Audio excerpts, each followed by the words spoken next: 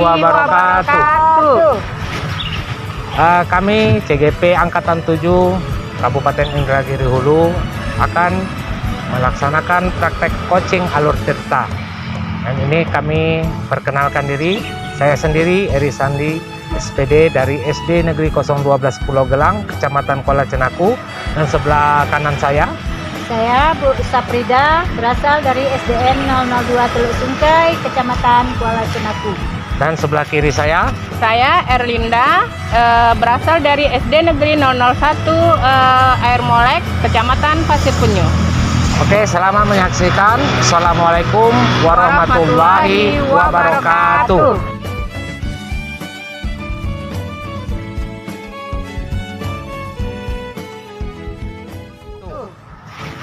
Assalamualaikum warahmatullahi wabarakatuh. Waalaikumsalam warahmatullahi wabarakatuh. Alhamdulillahirrahmanirrahim. Pada siang hari ini kami bertiga akan melakukan praktek coaching. Itu menggunakan alur tirta. Dan di sini kami bertiga pada sesi yang pertama ini Ibu Erlinda akan menjadi coach, sementara Ibu Saprida akan menjadi coach, dan saya sendiri Eri Sandi sebagai observer dan host pada kegiatan praktek coaching. Sebelum mulai praktek coaching ini, saya akan bertanya kepada coach, yaitu potensi coach apa yang dilaksanakan pada kegiatan hari ini, Bu? Saya sebagai coach akan menjadi pendengar yang baik dan berusaha memberikan pertanyaan-pertanyaan yang nyaman bagi coach dan mendapatkan tujuan dari percakapan yang akan dilakukan. Pertanyaan kedua, kompetensi mana yang secara aktif yang akan diobservasi selama praktek coaching? Kompetensi secara aktif yang saya kembangkan selama coaching ini adalah terutama bagi yang saya bisa membuat strategi atau menjelaskan tentang aksi yang akan disampaikan. Dari observasi ini, apa sih indikator ketercapaian tujuan pengembangan yang diinginkan dalam kegiatan ini? Indikatornya adalah ketercapaian solusi dari permasalahan yang dihadapi oleh si coach. Jadi bagaimana coach itu membuat sebuah target apa yang akan dicapainya dari pembicaraan ini. Artinya terkait dengan permasalahan yang ingin dia selesaikan. Oke. Arti pada kesempatan ini, praktek coaching ini ingin didapatkan adalah solusi dari permasalahan yang dihadapi oleh coach. Semoga pada diskusi atau kegiatan kali ini kita semua menemukan solusi dari permasalahan yang dihadapi oleh coach untuk menentukan langkah-langkah selanjutnya dan mempermudah coach dalam menentukan masalah. Ya. Seperti itu ya, Bu? Iya, Pak. Baik, apakah sudah siap antara coach dan coaching untuk melakukan percakapan? Siap, Pak. Baiklah, kami mempersilakan untuk memulai praktek coachingnya dengan mengucapkan Bismillahirrahmanirrahim. Ini kami persilakan.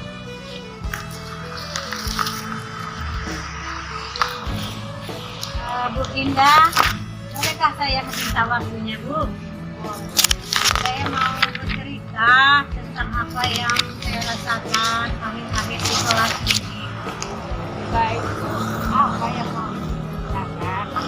Begini, akhir-akhir ini saya merasa murid-murid di kelas saya yang saya ajar kurang antusias dalam pembelajaran saya.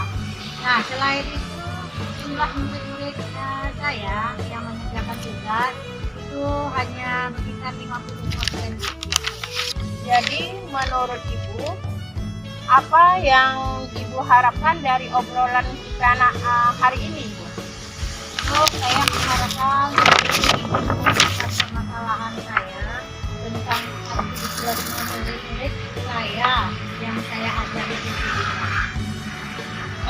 Menurut Ibu, hal apa yang membuat murid-murid Ibu itu kurang antusias dalam mengikuti pembelajaran bersama Ibu? Kalau saya ingat kembali, hal yang menyebabkan saya kurang antusias adalah yang pertama, itu pembelajaran saya sepertinya sedikit membosankan, terlalu monoton gitu. Nah, saya terlalu dominan untuk berbicara, bisa di depan murid saya. Yang kedua, saya tidak memberikan kesempatan buat murid saya untuk berpendapat atau aktif berbicara pada pembelajaran saya. Oh begitu Bu. Kira-kira apa yang dapat membuat murid Ibu antusias dalam mengikuti pembelajaran itu? Kalau menurut saya, murid-murid itu pasti menginginkan pembelajaran yang asik, tidak monoton dan tidak membosankan. Wah, saya sependapat dengan Ibu. Lalu menurut pendapat Ibu, apa saja yang bisa membuat murid-murid itu asik dan tidak bosan dalam pembelajaran ini? Kalau menurut saya, pembelajaran itu harus diberikan pada murid. Murid diminta untuk aktif dalam pembelajaran, kemudian adanya speaking ataupun game supaya pembelajaran lebih menarik. Lalu Bu, mengenai tugas yang diberikan kepada murid-muridnya itu apakah penyebabnya sehingga kurang antusias dalam pengumpulan tugas? Nah, kemungkinan karena tugas saya terlalu banyak dan berisi banyak pertanyaan tanpa saya memberikan sumber belajar yang beragam dan mengasihkan. Kalau boleh saya tahu, Ibu menggunakan sumber belajar apa saja di kelas Ibu? Saya biasanya menggunakan buku teks yang ada di perpustakaan. Adakah sumber belajar selain buku teks? Saya pikir banyak ya sumber belajar seperti video YouTube, kemudian artikel di blog atau tulisan ilmiah di internet salah satunya. Atau bisa juga kita menggunakan aplikasi yang sedang tren istilahnya Bu, seperti TikTok atau Reel di IG. Nah, itu salah satu. Nah, betul sekali Ibu. Saya yakin sekali Ibu bisa menggunakan berbagai macam sumber belajar yang akan membuat murid-murid Ibu antusias dalam pembelajaran. Jadi, sekarang rencana apa Ibu untuk menyelesaikan permasalahan ini? Ya, yang pertama, saya merancang pembelajaran yang mengasihkan dengan menggunakan sumber belajar yang beragam seperti video YouTube dan TikTok. Kemudian yang kedua, saya akan memberikan tugas tidak terlalu banyak. Kemudian bentuk tugasnya juga sesuai dengan minat dan bakat murid-murid saya. Kemudian istilahnya saya akan melaksanakan pembelajaran diferensiasi sehingga murid-murid tidak terkesan dipaksa, tetapi mereka memang senang mengerjakan tugasnya. Nah, misalkan menggunakan bentuk drama, gitu, lagu, puisi, dan pantun, dan juga laporan digital. Oh, bagus sekali Bu. Rencana Ibu mudah-mudahan berhasil ya Bu. Nah, apa komitmen Ibu terhadap rencana Ibu ini? Nah, saya berkomitmen untuk selalu membuat rencana pembelajaran yang mengasihkan, menggunakan banyak sumber belajar untuk eksplorasi materi sehingga murid-murid saya dapat menjalankan merdeka belajar, dan saya akan membuat murid-murid saya senang dalam kegiatan eksplorasi materi tanpa ada unsur paksaan. Akan saya serahkan pemilihan sumber belajar pada murid-murid saya. Wah, bagus sekali Bu. Saya sangat mendukung. Mudah-mudahan semua berjalan lancar dan sesuai dengan harapan ya Bu. Sesuai dengan harapan ya Bu. Ya, terima kasih ya Bu Indah atas waktunya untuk sharing. Mudah-mudahan kita semua bisa menjadi guru yang selalu dirindukan oleh murid-murid kita. Ya, amin. Amin. Baik, terima kasih Bu Indah. Kemudian Bu Indah sudah mempraktekkan bagaimana pelaksanaan coaching dengan menggunakan alur delta. Jadi saya menyimpulkan bahwa di dalam pelaksanaan praktek tadi, bahwa di sana ada tujuan, yaitu menyampaikan tujuan coaching. Itu yaitu ada tadi menurut saya tujuan yang disampaikan oleh coach sangat jelas, itu ingin mencari solusi atas permasalahan yang dihadapi tentang penurunan antusiasme murid dalam pembelajaran. Kemudian ada identifikasinya, memberikan pertanyaan-pertanyaan dan umpan balik yang mengarah pada identifikasi potensi coach.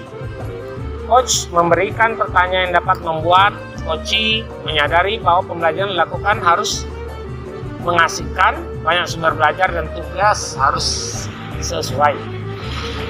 Rencana aksinya memberikan pertanyaan dan umpan balik mengenai rencana aksi coach dalam menyelesaikan permasalahan. Coach memberikan pertanyaan yang dapat membuat coach merencanakan hal-hal dan menyelesaikan permasalahan, baik tentang antusiasme murid-murid, ya, minat, gitu ya, dalam pembelajaran.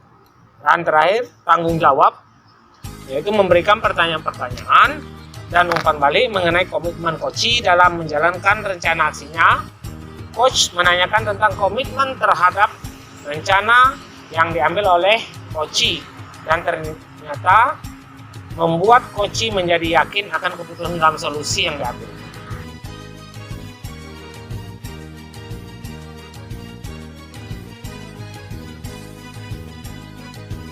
Assalamualaikum warahmatullahi wabarakatuh. Waalaikumsalam warahmatullahi wabarakatuh. Alhamdulillahirabbil alamin. Pada siang hari ini kami bertiga akan melakukan praktik coaching.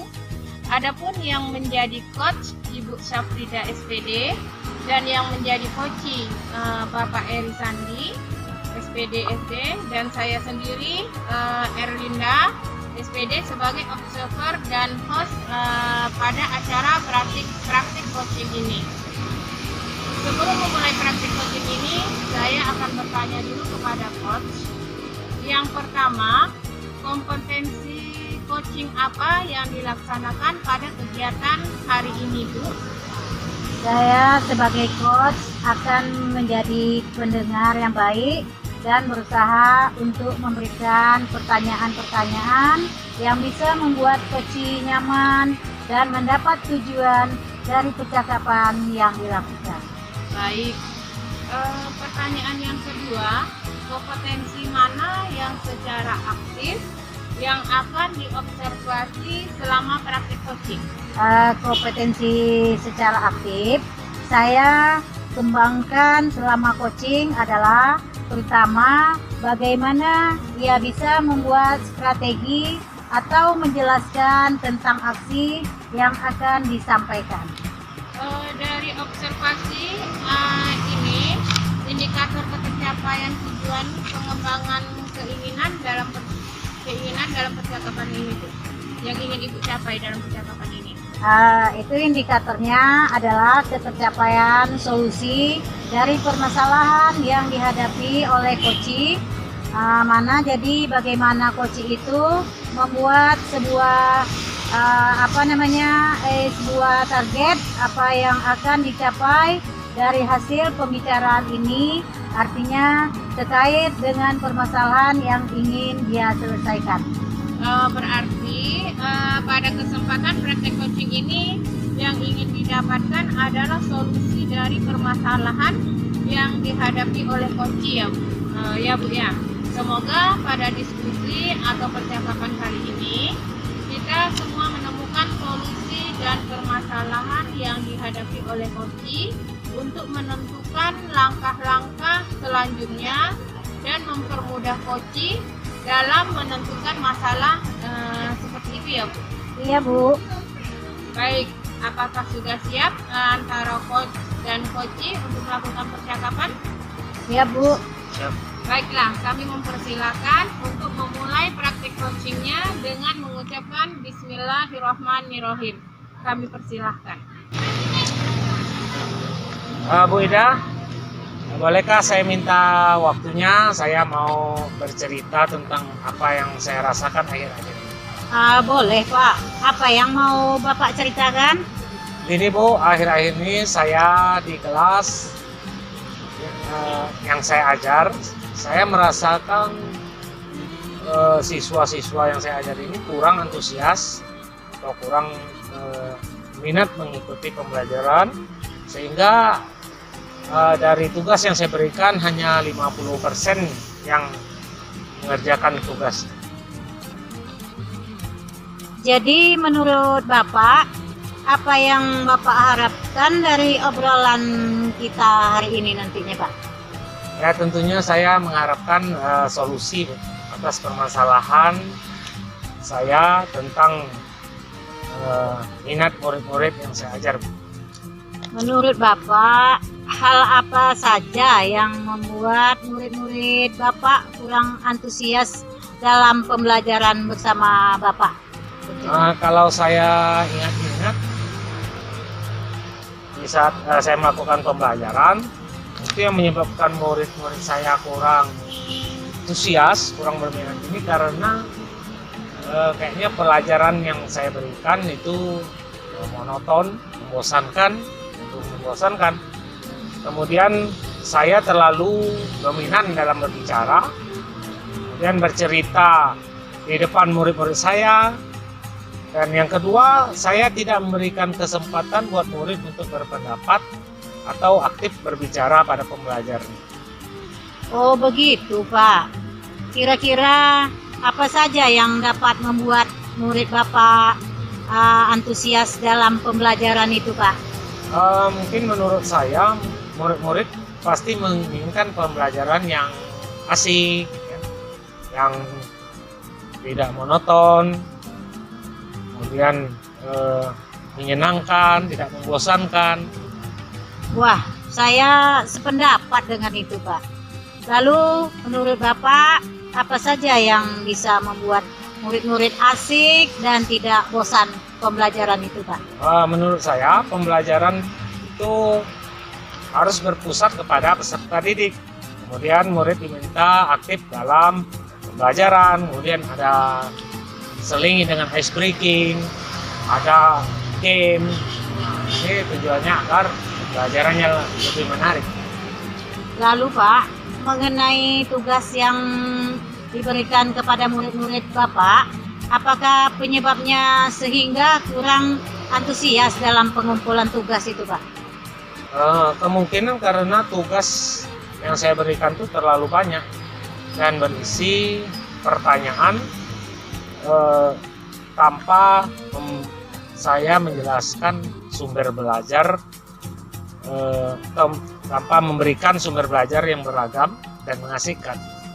Kalau boleh saya tahu, Bapak menggunakan sumber apa aja yang ada di kelas itu, Pak, sumber belajarnya? Saat ini saya biasanya menggunakan buku teks yang ada di perpustakaan. Adakah Pak sumber belajar selain buku teks yang Bapak gunakan? Saya pikir banyak ya Bu, sumber belajar seperti video YouTube, artikel di blog, atau tulisan ilmiah di internet, atau bisa juga kita menggunakan aplikasi yang sedang tren ya, seperti TikTok atau Reels di IG dan macam-macam lagi. Nah, betul sekali Pak. Saya yakin sekali bila Bapak bisa menggunakan sebagai macam sumber belajar, itu pasti akan membuat murid-murid akan antusias dalam pembelajaran. Jadi sekarang apa rencana Bapak untuk menyelesaikan masalah ini, Pak? Rencana saya ingin melaksanakan pembelajaran di kelas itu menggunakan sumber-sumber lain tadi seperti video di YouTube, kemudian menggunakan aplikasi TikTok. Kemudian saya juga akan berikan tugas itu hanya proporsional, tidak terlalu banyak. Kemudian bentuk tugasnya juga saya sesuaikan dengan minat dan bakat murid-murid saya. Istilahnya saya akan melaksanakan pembelajaran berdiferensiasi sehingga murid tidak terkesan dipaksa, tetapi mereka memang senang mengerjakan tugas. Misalnya bisa saja menggunakan bentuk drama, menggunakan lagu, puisi, pantun, dan laporan digital dan segala macam. Nah, bagus sekali rencana Bapak. Ini saya rasa mudah-mudahan berhasil ya Pak. Apa komitmen Bapak terhadap rencana Bapak ini nantinya? Saya berkomitmen untuk selalu membuat rencana pembelajaran yang mengasihkan, menggunakan banyak sumber belajar untuk eksplorasi materi, sehingga murid-murid saya dapat menjalankan merdeka belajar, dan saya akan membuat murid-murid saya senang dalam kegiatan eksplorasi materi tanpa ada unsur keterpaksaan. Kemudian, nah ini saya serahkan pemilihan sumber belajar pada murid-murid saya. Wah, bagus sekali nih Pak. Saya sangat mendukung. Mudah-mudahan semua berjalan dengan lancar dan sesuai dengan harapan ya Pak. Wah, terima kasih sekali Bu atas waktu, sudah bersedia untuk meluangkan waktu untuk sharing. Mudah-mudahan kita semua bisa menjadi guru yang selalu dirindukan oleh murid-murid kita. Baik, terima kasih kepada Ibu Ida dan Pak Eri yang sudah mempraktekkan coachingnya. Baiklah, dari observasi yang saya amati ini dari praktek coaching model kita ini, langkah model ceritanya itu tujuannya sudah nampak.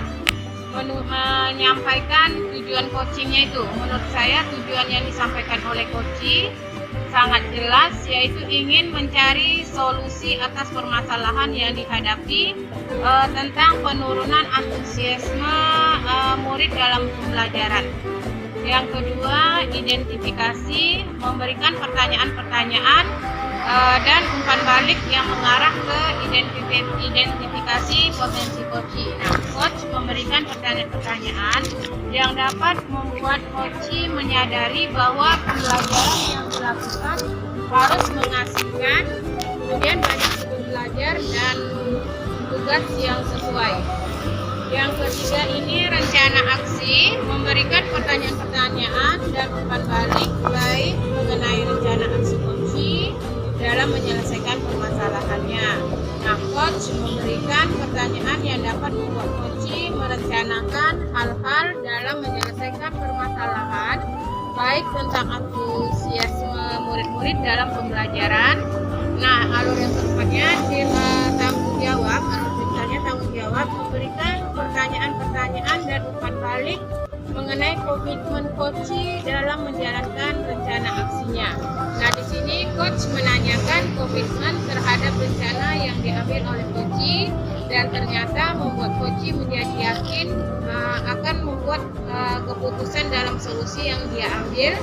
Kemudian dia dapat pemaparan tugas demonstrasi kontekstual ini. Nah, praktek coaching dan dengan rekan JGP ini di komunitas sekolah mudah-mudahan bermanfaat.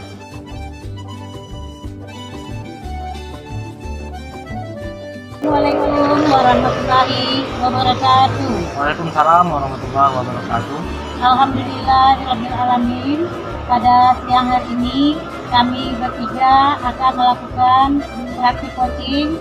Adapun yang menjadi coach Bapak Eri Sandi SPD, yang menjadi coach Ibu Erlinda SPD, dan saya sendiri Sapulga SPD sebagai observer dan host pada acara praktik coaching ini. Sebelum memulai praktik coaching ini, saya akan bertanya dahulu pada coach. Yang pertama, kompetensi coaching apa yang dilaksanakan kegiatan hari ini, Pak?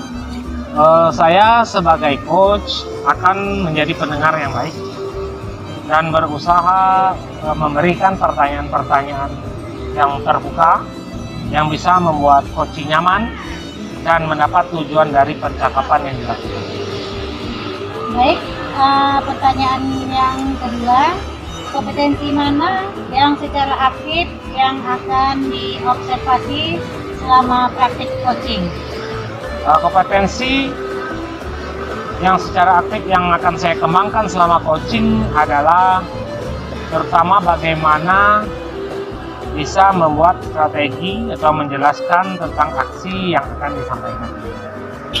Dari observasi ini, apa sih indikator pencapaian tujuan pengembangan keinginan dalam percakapan ini, Pak? Ya, tentunya indikator yang ingin dicapai adalah solusi dari permasalahan yang dihadapi oleh coach.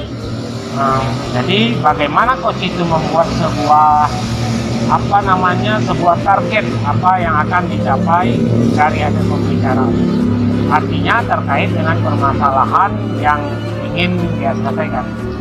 Berarti pada kesempatan praktek coaching ini yang ingin didapatkan adalah solusi dari permasalahan yang dihadapi oleh coach ya Bu.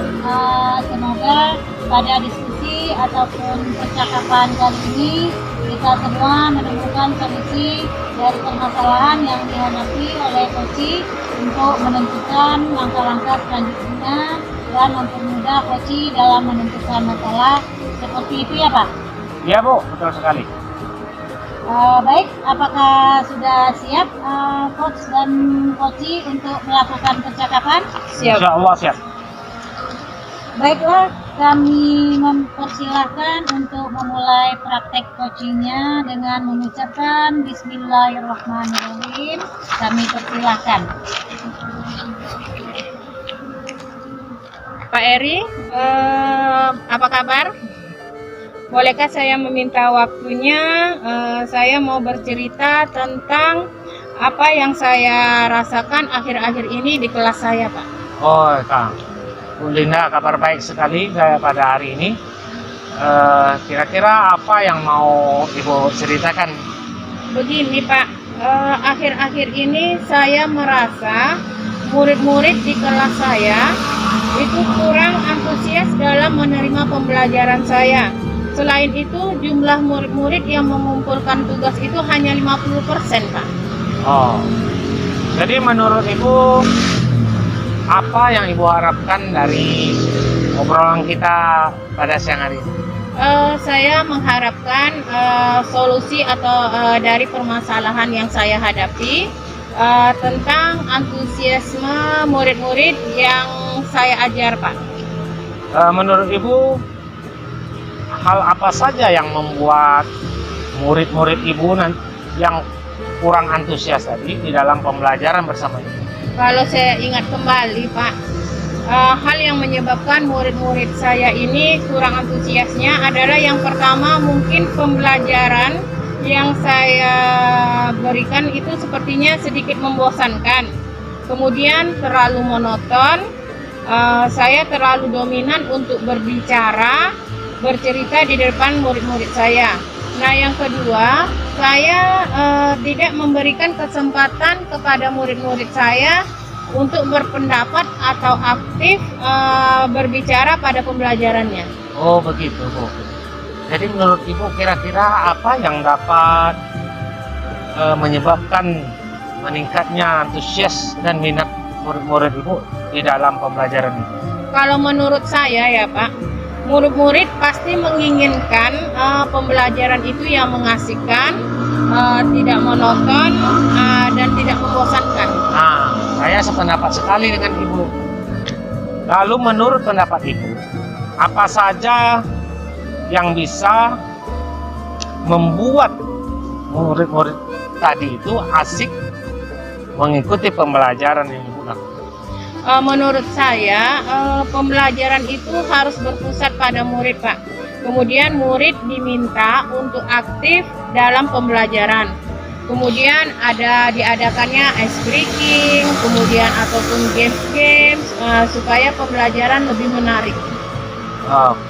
Lalu Bu, mengenai tugas yang diberikan kepada murid-murid Ibu, apakah penyebabnya sehingga siswa tersebut banyak yang mengerjakan tugas-tugas tersebut? Kemungkinan Pak, karena tugas yang saya berikan itu terlalu banyak mungkin ya Pak ya, dan berisi banyak pertanyaan tanpa saya memberikan sumber belajar yang beragam dan mengasihkan. Nah, kalau boleh saya tahu, kira-kira sumber belajar seperti apa yang Ibu gunakan? Saya biasa menggunakan sumber belajar itu dari buku teks yang ada di perpustakaan. Adakah sumber belajar selain buku teks? Saya pikir banyak sebenarnya sih ya Pak, apalagi dengan zaman sekarang ini kita bisa dengan menggunakan YouTube, video-video atau artikel-artikel blog yang ada di internet, atau tulisan-tulisan ilmiah, atau juga kita menggunakan aplikasi yang lagi tren sekarang ini seperti TikTok atau Reels di IG. Nah, betul sekali Bu. Kira-kira menurut Ibu, apakah dengan menggunakan berbagai macam sumber belajar tadi akan meningkatkan antusiasme murid Ibu dalam pembelajaran? Saya pikir. Jadi sekarang apa rencana Ibu untuk menyelesaikan masalah ini? Yang pertama, saya akan merancang pembelajaran yang mengasihkan. Ini dengan menggunakan sumber belajar yang beragam, itu seperti tadi yang saya bilang, seperti melihat YouTube, melalui TikTok. Kemudian yang kedua, saya akan memberikan tugas yang tidak terlalu banyak. Kemudian bentuk tugasnya juga sesuai dengan minat murid Pak, dengan minat dan bakat murid-murid saya. Istilahnya, saya akan melaksanakan pembelajaran berdiferensiasi sehingga murid tidak terkesan dipaksa, tetapi memang senang mengerjakan tugasnya, misalnya menggunakan bentuk drama, lagu, puisi, pantun, atau laporan digital. Nah, bagus sekali rencana Ibu itu. Mudah-mudahan berhasil. Kemudian kira-kira apa komitmen yang akan Ibu jalankan terhadap rencana itu? Saya berkomitmen untuk selalu membuat rencana pembelajaran yang mengasihkan dengan menggunakan banyak sumber belajar Pak. Banyak sumber belajar atau untuk eksplorasi materi sehingga murid-murid saya dapat menjalankan merdeka belajar. Dan saya akan membuat murid-murid saya ini senang dalam kegiatan eksplorasi materi tanpa ada unsur paksaan.